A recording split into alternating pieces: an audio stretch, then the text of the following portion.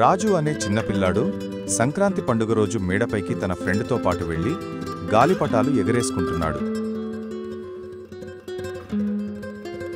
అనుకోకుండా గాలి ఎక్కువగా రావడంతో రాజు ఎగరేస్తున్న గాలిపటం చిరిగిపోయింది. రాజు చాలా బాధపడ్డాడు.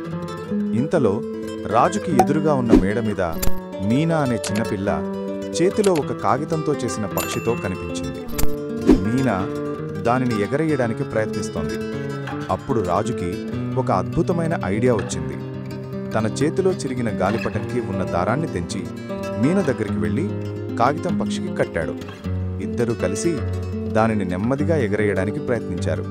కొంతసేపు తర్వాత కాగితం పక్షి గాలిలోకి ఎగిరింది.